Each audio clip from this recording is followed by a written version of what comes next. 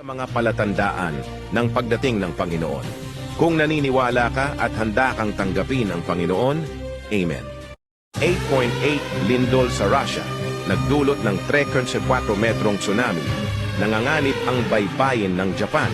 Nagbabala ang Pilipinas, maaapektuhan ang Quezon, Davao at mga baybayin. Ang lupa ay yayanig ng husto. Isa ito sa mga palatandaan ng pagdating ng Panginoon. Kung naniniwala ka at handa kang tanggapin ang Panginoon, Amen. 8.8 lindol sa Russia, nagdulot ng 3.4 metrong tsunami. Nanganganib ang baybayin ng Japan.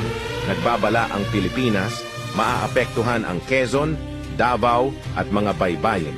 Ang lupa ay yayanig ng husto. Isa ito sa mga palatandaan ng pagdating ng Panginoon. Kung naniniwala ka at handa kang tanggapin ang Panginoon, Amen.